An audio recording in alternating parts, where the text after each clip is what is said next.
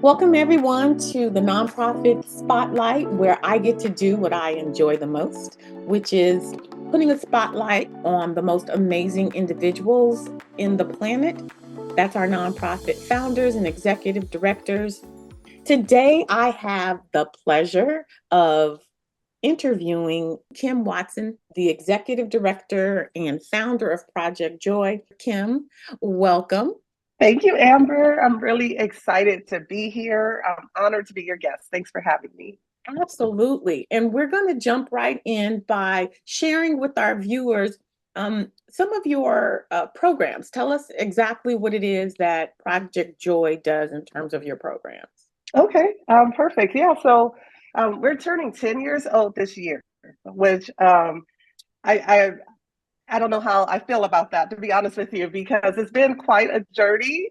In some ways, it feels like 10 years, and in some ways, it doesn't. But what has happened is our programming has evolved over the past 10 years. So where we're at today is what I call a cradle to career kind of journey map that we move with. So we work with birthing families. Particularly, we focus on African American or Black families here in the Antelope Valley, and that's due to the high disparities that we have in maternal and infant mortality rates, which a lot of folks are aware of. So we really support the movement for birthing justice and for equity. One of the things I'm really proud to mention in that regard, and I'm going to take you on the journey from cradle to career. But in the cradle stage, we're working with prenatal families. And we just launched a pilot with a collaborative that we co founded called the Black Maternal Alternative Care Alliance. So, under the Alliance, we have a birthing choice scholarship. And I'm super excited about it because it's empowering Black families, Black women, birthing women, to make that choice. And so removing finance as an obstacle or as a barrier allows us to decide how and where we want to give birth, whether that's a home birth, a birthing center, a hospital, but with a doula, someone who can advocate and be there as a supporter. I mean, it's just, yeah. So I'm really excited about that. So that's the cradle side. Okay. And then we continue the journey with youth development. So under youth development, we have mentors. They're young adult, college student, African American primarily, mentors who go to elementary schools, and they provide that positive presence on campus. Um, and in addition to that, academic enrichment. In addition to that, structured play and sport. So it's hitting a couple of different key components that our young children need. And that's our effort to break the pipeline to prison, that school pipeline to prison. So we're breaking that by putting positive young men, in high engagement with positive young men on the school grounds. To take the youth development a step further, once our children in our community are like in high school, to early adulthood, it's really ages 16 to 24 that I'm talking about now. We have an artificial intelligence program. Hmm. So we've been running that program for 3 years. We call it Youth AI. So under the Youth AI, it's career exploration. It's a very immersive type program, very experiential, like they're learning by playing, by putting their hands on different AI tools and software. They're learning what AI is and what it is not, dispelling the myths around it. But also, our purpose with the Youth AI is to equip our Black and Brown children with the knowledge they need about the career fields they're interested in. So we ask them to target, what are you most interested in doing? Is it the creative arts? Is it science? Is it, medical? Is it entrepreneurship? Like whatever it is fine. Now let's look at what is the likelihood, because AI is all based on probabilities and data and all that. So what's the probability that your career choice will be impacted by AI? And what will that impact look like?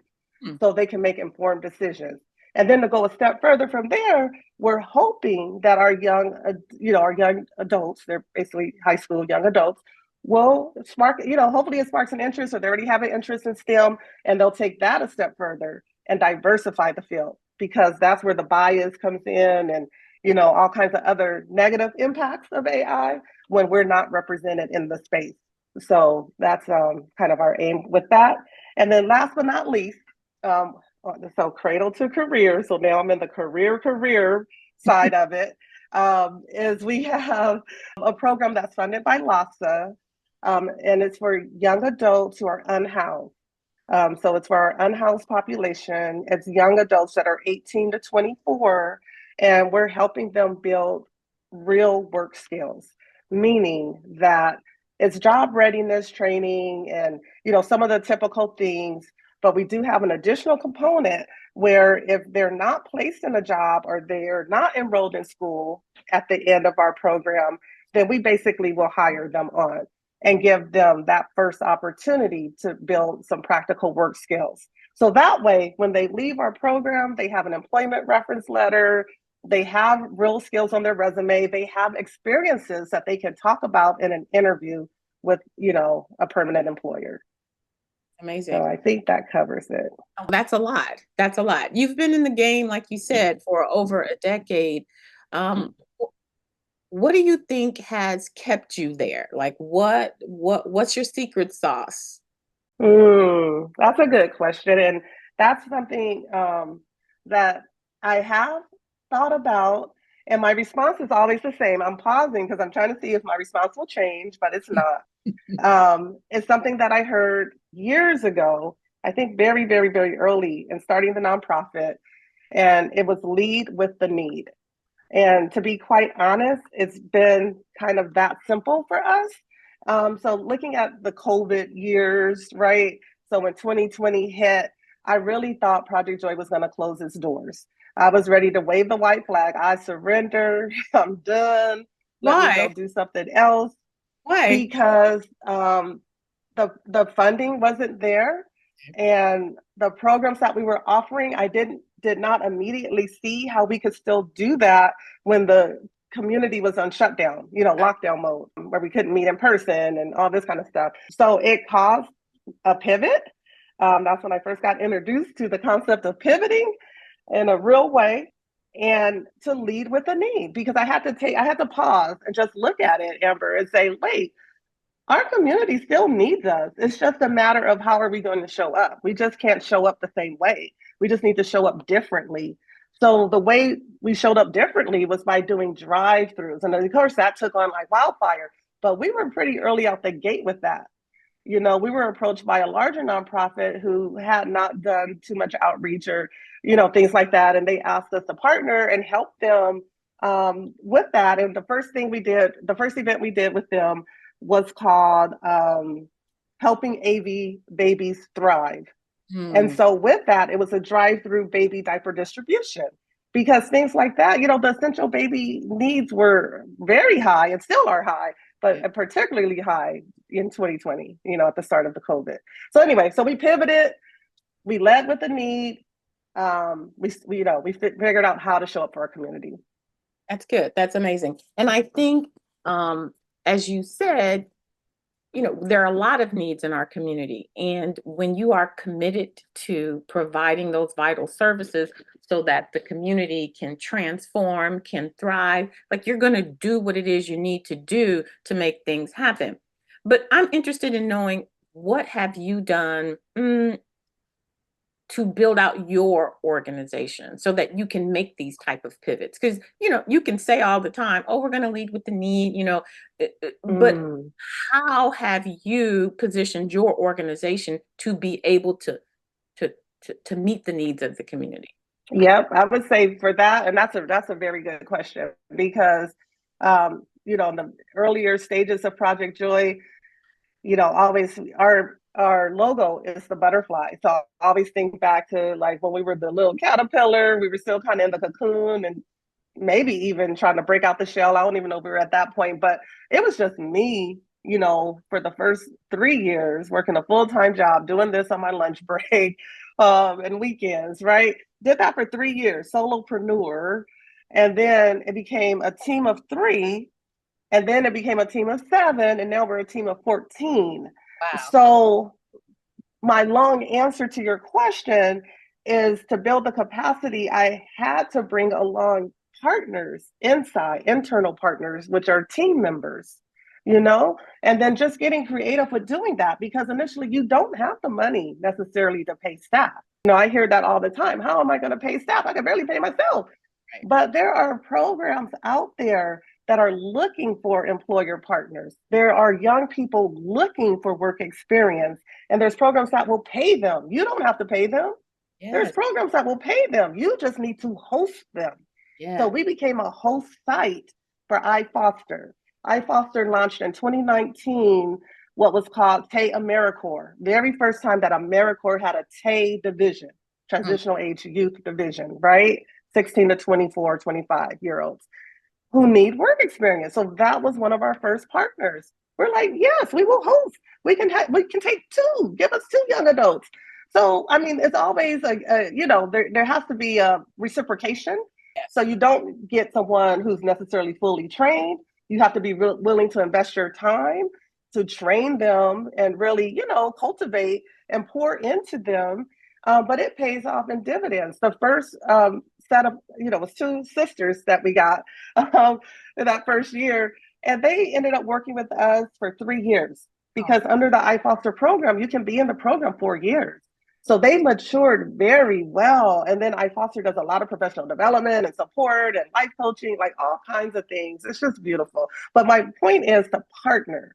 Yeah. There are agencies out there that will pay you to train someone to work in your organization. Absolutely. The Workforce Investment Board, they have all types of programs out there trying to get people who've been laid off, who, are still viable in terms of employees. They do the interviewing for you. So yes. I think this is very important for our community to understand, because people, bless their hearts, start nonprofits thinking, I got this 501c3, all of this grant money is going to be there. And that is not the case.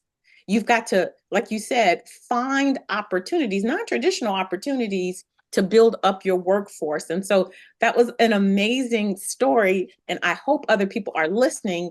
If you don't have the financial means to hire people, we want to also bring in new talent into the sector. So why not by bringing in the youth, getting them excited about being in service to community, training them? Like you said, there's going to be some reciprocity. So thank you so much for sharing that.